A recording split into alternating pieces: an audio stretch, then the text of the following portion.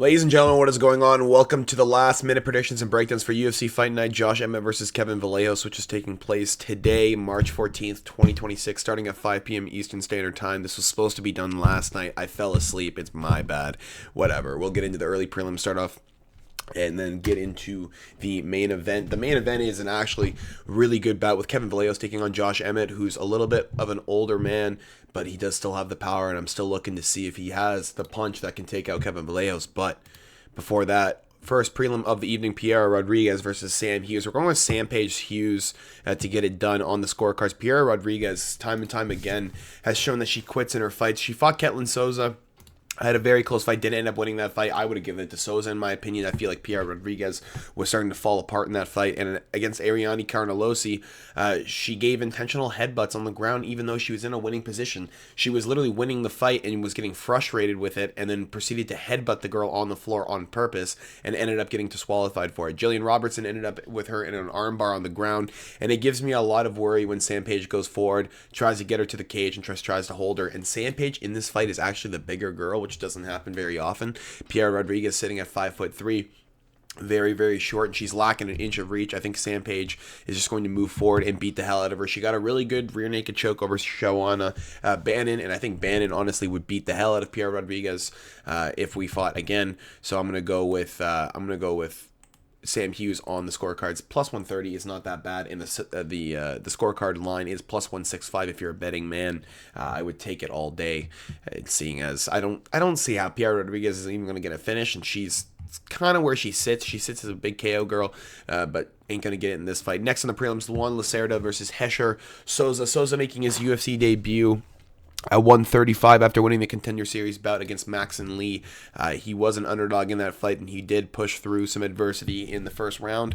Luan Lacerda just fought for the first time in 2 years against Simon Oliveira. He got him in an armbar. I had Simon Oliveira in that fight as a big underdog because Luan Lacerda, not fighting in that long and looking kind of lackluster on the feet, gave me a lot of worry, actually, and it gave me a lot of good reason, especially when we watched the bout. Simon Oliveira clipped him twice. He did get armbarred in the second round, but it was looking pretty good on the feet. It was a close first round. And then you have Hesher Souza, who's an absolute fucking demon on the feet. He's got really good submission capability. He's KO'd a lot of, bums, but he's KO'd a lot of guys in Madrid before he came over. And I think this is one of the ones that he's going to get. If Damon Blackshear is able to control him on the ground and just beat the shit out of him and not really have to deal with anything Luan Lacerda had to do on the feet, I'm going to see that Hesher Souza is just going to be dealing with a guy who shoots a lot of takedowns on him. And I don't think he's going to have a problem. He's a bigger frame. He's got longer reach, even though the reach isn't classified there. I'm pretty sure it's 73 inches. He's got an inch and a half over Luan Lacerda, who's going to have a big problem trying to get on the inside when he's trying to go look for pure takedowns. And this isn't an octagon where it's going to be fun. This is at the Apex. We're at the Apex. We're at a small octagon, man. We're at a small arena, and Hesher Souza is going to be coming fast. I'm going to go with Hesher Souza as a minus 240 favorite to get it done, seeing as Luan Lacerda is just kind of lost in the octagon. The guy looks like he doesn't know what he really wants to commit to, and he's ranked 60 at bantamweight on Tapology. He ain't going to be in the UFC probably after this fight, seeing as it's going to go down pretty bad. I'm going to go with Hesher Souza probably to win by knockout as a prop as well, seeing as the guy is just so aggressive, and Luan Lacerda doesn't seem like he's going to be able to deal with pressure on the feet consistently, seeing as he's a pure grappler. He literally has only submission victories, and when he doesn't get them, he loses most of the time. The last decision victory came early in his career against Elson Teixeira in 2016. He's not going to get another decision in his career. Go under 2.5 rounds if it's a bet available. Next on the prelims, Bia Mesquita versus Mons Rendon. We're going with Bia Mesquita to win by submission. Rendon is in a bit of a peculiar spot in her career. She loses to Daria Shalesniakova, who really has no business being inside the UFC, and then she beats Alice Pereira, who's just a newcomer, a little bit too heavy on the hands, use all of her energy early, and the 36-year-old was able to just overcome her and just beat the shit out of her. Now Rendon is a bit shit, and Bia Mesquita is so good on the ground and such a high-level jiu-jitsu player. She's literally nicknamed the Lady Goat. She's one of the best jiu-jitsu players of all time for women, and she's fighting at 135. She's got the weight, and she's got the ability to just rotate every position into a more advantageous one. The problem does come where Mons Rendon is so large. Her frame is really, really big, but I'm not too sure that that's going to really matter with Mosqueda just getting on the inside looking for trips, and the frame is not going to help Rendon when she's just getting ragdolled for 3 rounds. I'm going to go with Bia Mosqueda to get the finish. She's gotten all finishes so far. Let's just hope we can keep the streak going. I like the submission line. As long as it's not a minus line, keep it going. Next on the prelims, Brad Tavares versus Eric Anders. This is literally the battle of the mid. This is probably the battle of the boy getting kicked out of the UFC. And I'm going to go with Brad Tavares. I think Brad Tavares is a little bit more active. Eric Anders has fought arguably worse competition. Brad Tavares has a win over Gerald Mearshart, which I actually rate highly when it comes to grappling. And Eric Anders is a guy who just wants to wrestle you.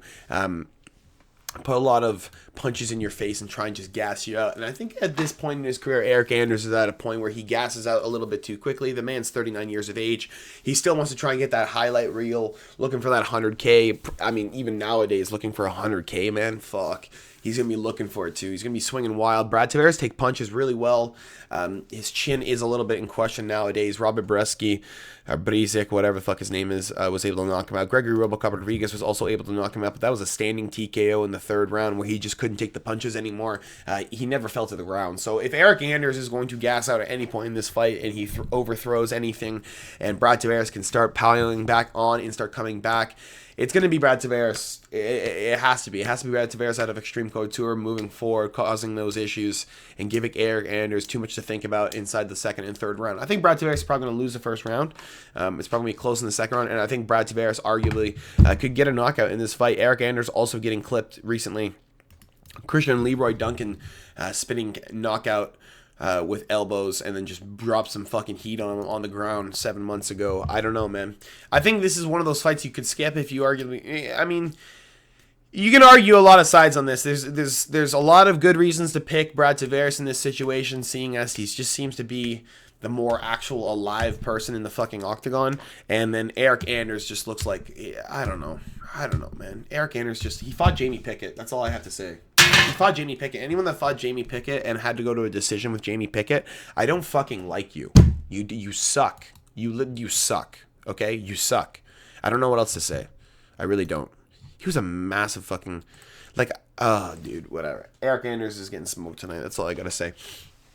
Next on the prelims, Balaji Oki versus Manuel Souza. We're going with Manuel Souza to get it done against Balaji Oki. If anyone's going to get a big knockout, it's probably going to be Balaji Oki. But there is a bit of an issue with picking Manuel Souza here. He fought Christian Perez on the Contender Series, and Perez was looking so good in the first 2 rounds. He was coasting his way to a 3-round decision. He didn't need the 3rd round. His coach told him he didn't need the 3rd round, which is a bit of a problem in my opinion. You never tell your fighter that he's up to. You always tell them it's close, because then if they give up in the 3rd round, they keep backing up. You're going to get tired. You're eventually going to get clipped with something while you're backing up, and now you're in survival instinct mode because you feel like you're about to lose, and now you're a little bit nervous. You need to stay out of that situation. You need to just keep fighting your fight regardless of what happens. Kamaru Usman did it against Leon Edwards. He got head kicked for it, but I don't really care. I think if he would have just kept backing up, Leon would have been able to set up something regardless. I don't think it would have ended in a knockout, but again, it still would have set up something regardless if Kamaru just felt like backing up for 5 fucking minutes in the 5th round. Manuel Souza kept forcing the pressure, kept forcing the issue. He got taken down a couple times. Christian Perez was getting a little bit exhausted in the 3rd round, shucked one off, and started going to work. Balaji Oki also has a bit of an issue with the gas tank. Manuel Souza showing that he can progress in the fight and he can continue going forward. But Balaji Oki having a split decision with Timothy Kuumba, where Kuumba arguably could have won that fight because of the damage. Balaji Oki looking a little bit worse for wear in the 2nd and 3rd round. Manuel Souza, man, he looks like he keeps the pressure and he keeps the power throughout the entire fight. And Balaji Oki, this is a big issue for me, because Oki kind of just swings wild, similar to fucking Brickface there. I can't even remember his name. The guy that fought. He fought Matt Frevola, I believe, and knocked him out clean. Where is the boy? Where is the boy? I think Farazim knocked him out cold. There he is. Wait, was it Matt Frevola? Is that the guy I'm thinking of? It is Matt Frevola. No, it's not fucking Matt Frevola. What am I thinking of? Who the fuck am I thinking of, dude? This guy has a brick chin. Oh my god, it's not, oh my god, it's not who I'm thinking. It's not Drew Dober. What's his face, bro?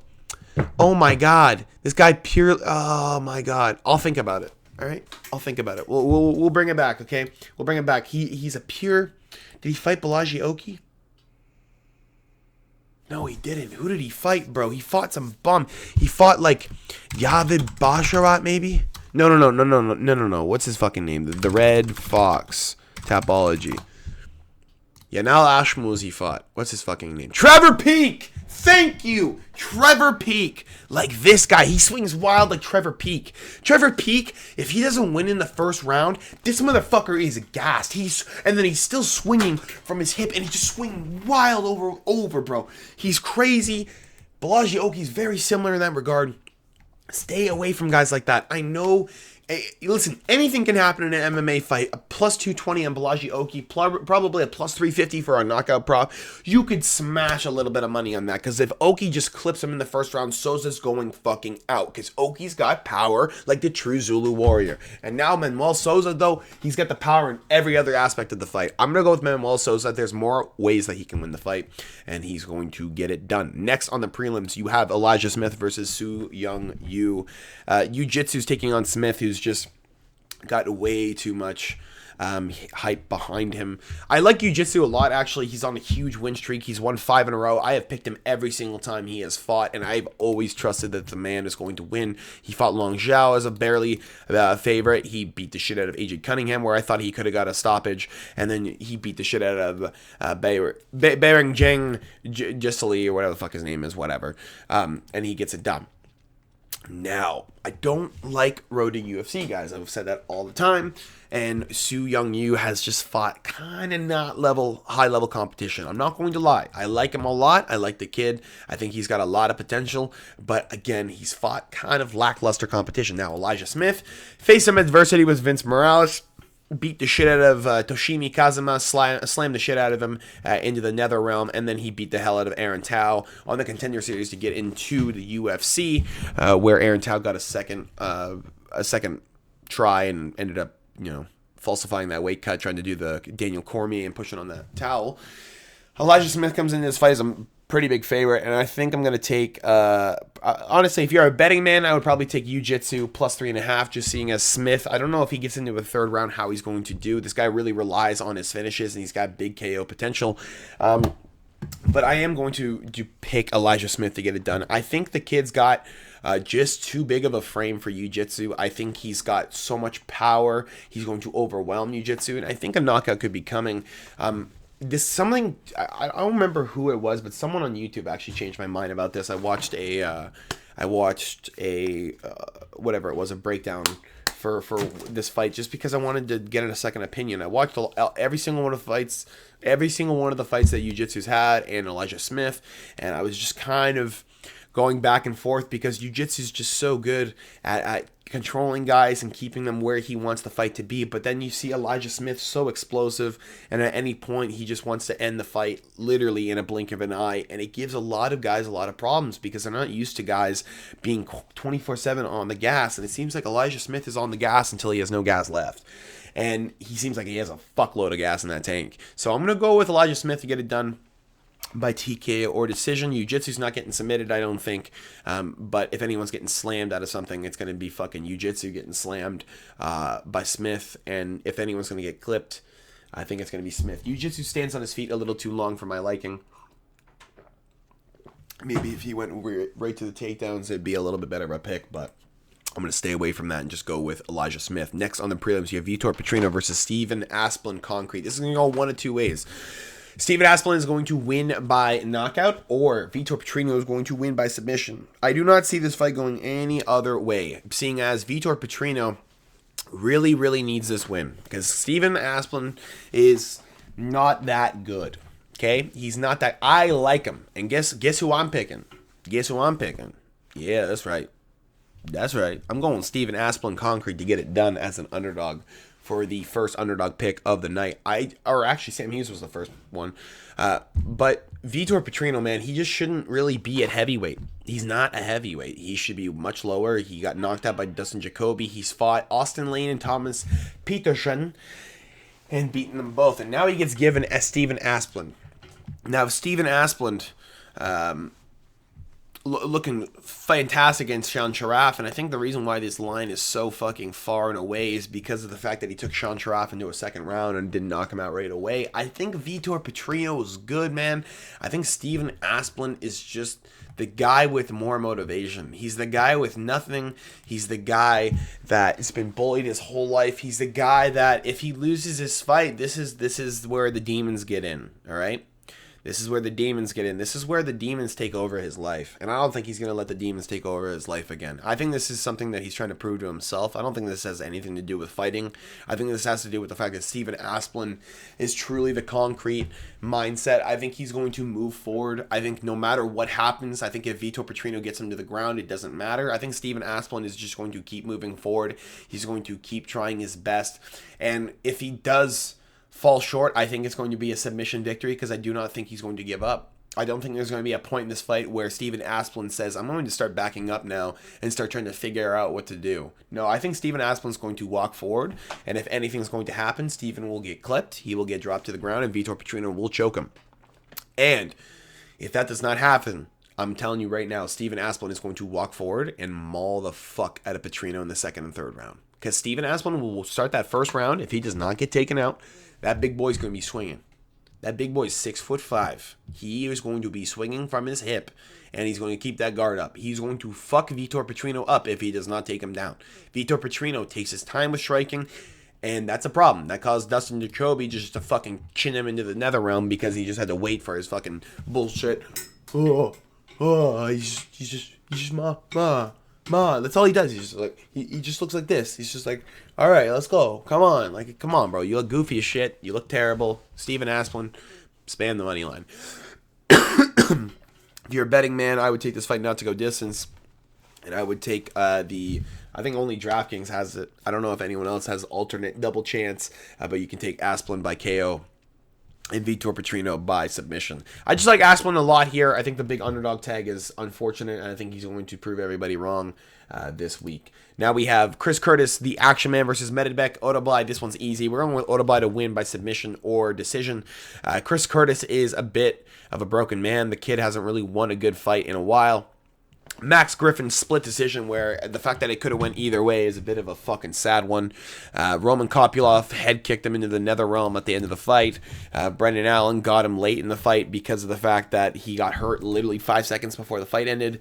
And Medibek Odabai in this position is going to just maul the fuck out of him. Odabai is just so impressive at 170. I don't know anyone else that I've seen that's more impressive, that has a full-time job as a fucking lawyer and then comes into the UFC and mauls motherfuckers. He just knocked out Jack Hermanson with an overhand right. Tofik Musayev, he just absolutely mauled on the ground.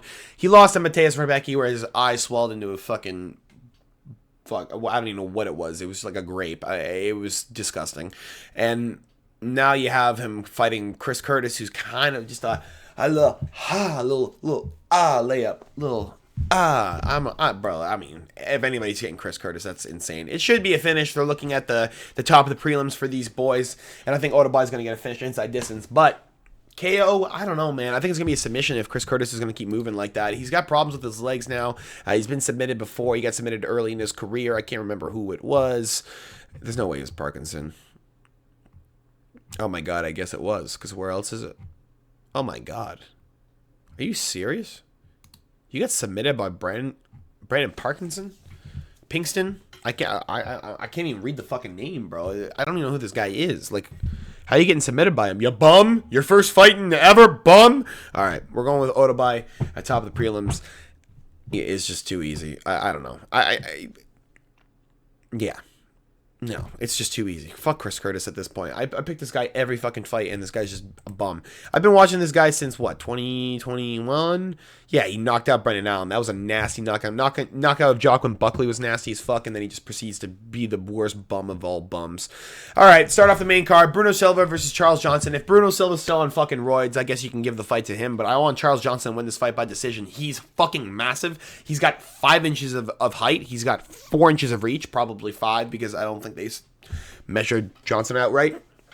And then you have Bruno Silva, who was on roids in his last fight against Hyung-Sung Park and just mauled the fuck out of him. You could clearly tell that motherfucker was on roids too because his back was just disgusting. And if you guys really want to skip this fight, I would skip it because both of these guys are 35 years of age. And if Bruno Silva's on fucking roids, he's just going to run through this fight. Realistically, he'll run through this fight. He should not have beaten Hyung-Sung Park, and he should not be in this position to fight Charles Johnson. There's no fucking way Bruno Silva should even be a top 15 flyweight at this point. This guy's clearly on roids. Clearly. And if he goes into this fight again with that back knee, even worse, I'm going to be starts fucking screaming at the fucking screen.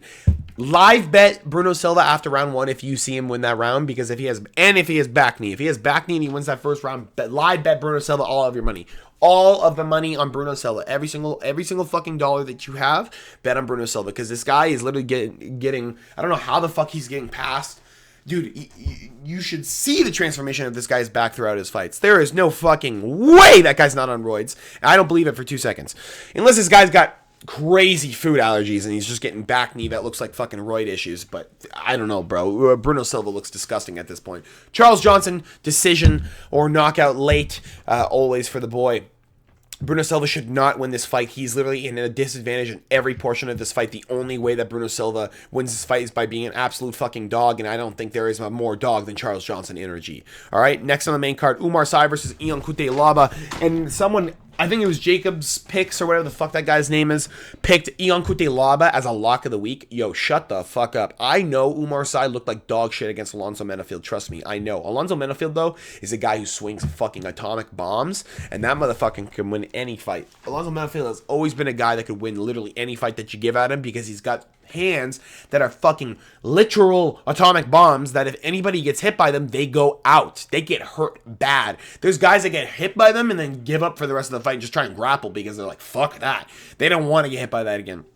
And Menafield always looks for a fucking bomb. Even if you take him down 3 times, it doesn't matter. And if you stay on the feet with that motherfucker, there is always a chance he's going to chin you. And there's a lot of problems that guys have with Alonzo Menafield on the feet.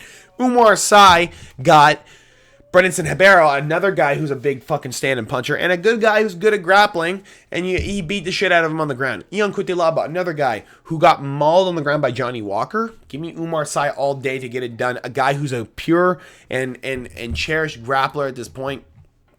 He's a good grappler who looks for ground and pound as well. Ion Cutelaba has been in a lot of fights in his career, but he's been in a lot of shit situations on the ground. He's lacking an 8-inch reach advantage against Umar Sy. And Umar Sy, while he will not be the faster fighter, and Ion Cutelaba probably will be the more explosive fighter, you're looking at Umar Sy just to win on the scorecards or by a never mind, not late, but just a submission. I think Ion Cutelaba lacks a lot of ground game. I think if there's a position that you could beat him in, it is the rear naked choke, it is the triangle, it is anything like that, because Ion Cutelaba looks like he lacks a lot of the stuff that you would need when it comes to jiu-jitsu. He lacks the frame as well, and Umar Sy has such long legs, he probably could get any position he really wants to on the ground. Give me Umar Sy all day. Fuck Ion Cutelaba. He's not winning that fight. I picked Ion Cutelaba so many fucking times in my life. I can't do it, man. I can't do it. All right. Now this one's going to be interesting. Marwan Rahiki. All right. This guy knocked the fuck out of Anais Mulumba. Okay. But it took him until the second round. Okay. That's because he hasn't fought an actual guy in I don't know how long. If anyone is going to win this fight, ladies and gentlemen, okay? If anyone's going to pull out a late decision, okay? A late decision. Harry Hardwick is the pick of the week, okay? Harry Hardwick is a plus 240 on Bet365 right now. Harry Hardwick lost his first fight in the UFC on short notice against Cowie Fernandez, a guy he was not even supposed to fucking fight, a guy he did not prepare a fucking calf-kicking game for, because Fernandez is one of the very few guys that has TKOs by fucking just kicks, because he's that fucking nasty. He's got really, really good kicks. He puts them together really, really well. And if Harry Hardwick can push through here and actually just get a late finish, I mean, this would be fucking amazing. I think this is a pure state for Harry Hardwick. I think this is a position where Harry Hardwick can flourish. I think if he can push this fight into the second and third round, you're going to start seeing Marwan Rahiki gas. Rahiki's never been tested into the second and third round. He's never experienced extreme adversity going to that second and third round. He has Harry Hardwick, who's trying to get his job. He's trying to keep his job. This guy, if he loses again, he's in a big shit show when it comes to the UFC. This throws it up in question. Harry Hardwick's fighting for his job, fighting for his life. Marwan Rahiki's fighting for legacy and fighting for ego. I think Harry Hardwick gets it done. I'm going to go with Harry Hardwick, who's got similar frame. He's got a similar attempt. But we're going to go under 2.5 rounds. If just for a safety bet, seeing as Rahiki is a big power puncher, and if he does gas, trying to get Hardwick out of there, Hardwick's going to come back and bash him, and if Hardwick does just get chinned, well, you have the safety on it anyway. You could probably bet around 1 safety if you really want to, but I don't think Rahiki's going to get Hardwick that early. I think Rahiki's good, but the fact that Hardwick's taken some strong shots before, never been knocked out until that calf kick TKO. I'm going to go with the fact that he's a bit of a dog. He's got a bit of a bullish. He's from Middlesbrough. He's from England. They don't get knocked out, lad. Fuck it. He's not a scouse, but he doesn't get knocked out. Let's go, Harry Hardwick. All right, next on the main card, Andre Fili versus Jose Delgado. This one, we're just going to get through the next 3 fights in like 4 minutes or less, boys. Super easy picks. Jose Delgado by TKO.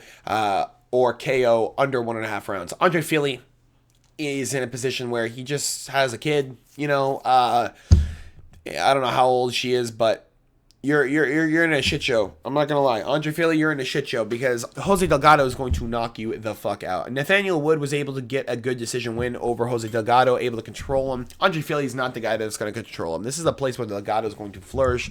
This is a place where Jose Delgado is going to give Andre Fili a lot of fucking problems, and if Dan 100K Ige is landing the overhand right, I think Jose Delgado is going to land a knee on the inside, and then an overhand right's coming right over the top. Andre Fili's getting put out cold. It's probably going to be the first round, and I think Delgado's going to get it easy. Give me Jose Delgado to get back in the win column as a minus 425 favorite. Get that KO line on there. It's probably a plus 100 or a minus 115. Slam it all day.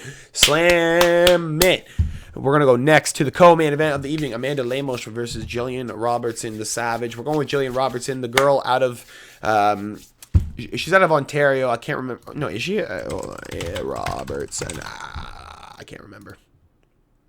Niagara Falls, she's just from down the road. All right, so Jillian Robertson's going to absolutely torch the shit out of Amanda Lemos. This girl is probably the best Canadian prospect we have at this point in our career because I don't know who else I've known while I've been doing YouTube that's been a good fucking prospect at all out of Canada. Like, whatsoever. Mike Malott? No.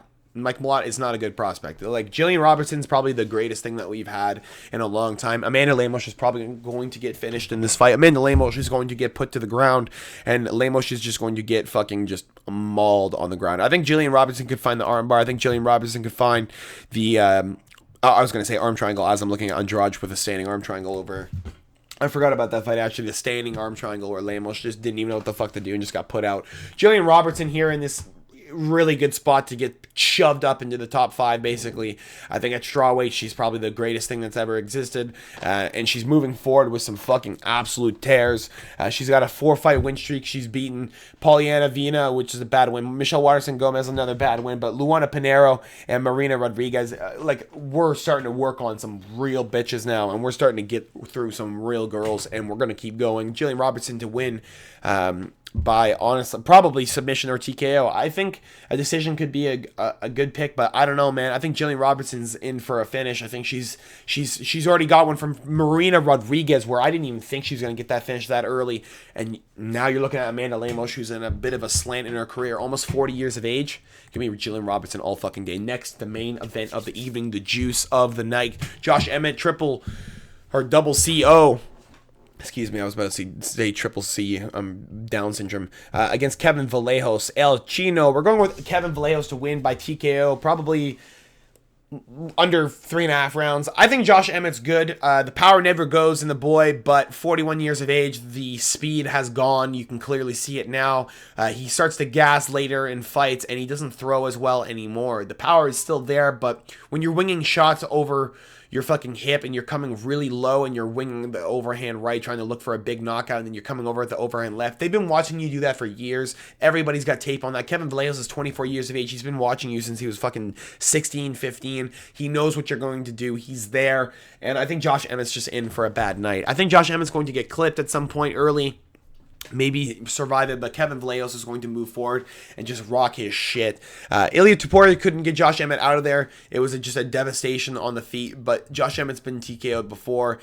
Jeremy Stephens was able to get him down, and I think if it's really going to happen again, it's going to be Kevin Vallejos, man. I don't know if Josh Emmett can really survive all those rounds of just torment and just pain. I think Kevin Vallejos is going to inflict some fucking devastation, and if you guys are betting for a little bit of a safety, you just put a little bit of cash on Josh Emmett just to be safe. That's 30 minutes wrapped up, and we got the whole card in there. Hopefully I see you guys for the live later today at 5 p.m. Eastern Standard Time. We will see you guys all later.